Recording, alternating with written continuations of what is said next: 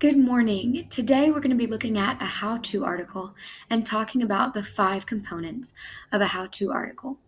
When you're thinking about organizing your how-to article, you'll want to start with, obviously, an introduction with a hook. Today's article is called How to Build a Pollinator Garden. It starts here with a little bit of a background information to hook the audience and let us know about the topic. It says monarch butterflies and pollinators are in trouble. You can help by planting a pollinator garden. You can plant a garden anywhere, your yard, school, church, business, or even in a pot for your front steps. A simple native flower garden will attract beautiful butterflies to your yard and help pollinators stay healthy.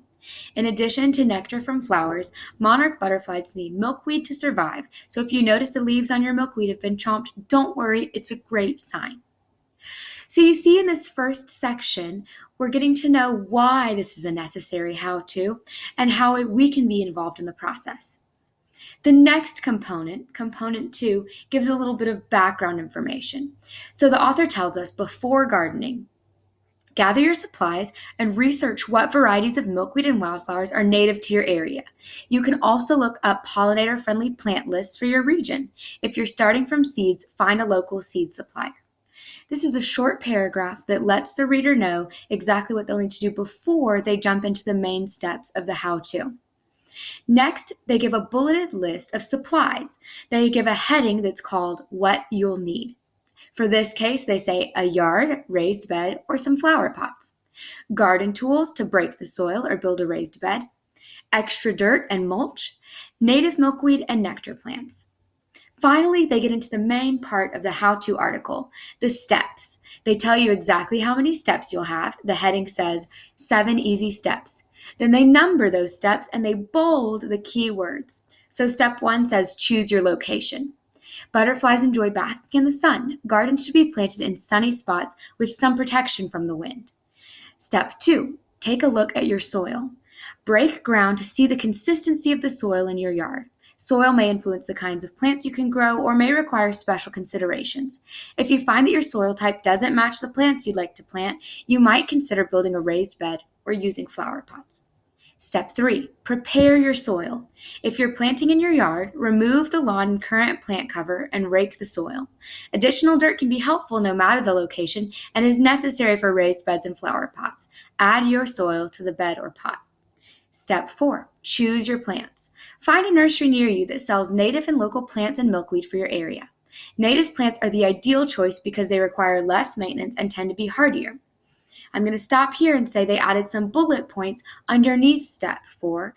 This is not extra steps, but instead is clarification on step 4. So they say choose plants that have not been treated with pesticides, insecticides, or neonicotinoids. Plant perennials to ensure your plants come back each year and don't require a lot of maintenance. Choose a diversity of plants that bloom throughout the season to ensure pollinators benefit in the spring, summer, and fall. This will also ensure that your garden is bright and colorful for months. Step 5, choose seeds or small plants. Small plants that have already started growing in a nursery are simple and show instant return on pollinator visits, especially if you're planting in a small space. Seeds are best if you have more time. If you'd like to use seeds, plan ahead to plant in spring or fall, giving the seeds time to germinate. Seeds can also be best if you're doing a very large garden as they tend to cost less. Remember to water your seeds even before you see plants. Step 6, plant your flowers and milkweed. For small plants, dig holes just big enough for the root system. Cover the roots with dirt and reinforce with dirt or straw mulch to reduce weed growth. For seeding, spread seeds across your freshly prepared garden and cover them with dirt. Consider adding some flat rocks so butterflies can bask in the sun. Step 7, wait, watch, water, and weed your garden. It may take some time, but you will eventually see butterflies and other pollinators enjoying your garden. Make sure to weed and water your garden to keep it healthy. And this last sentence here at the bottom is our 5th part of the organization, the conclusion. They give a sentence that calls the reader to action and concludes the paragraph or the article.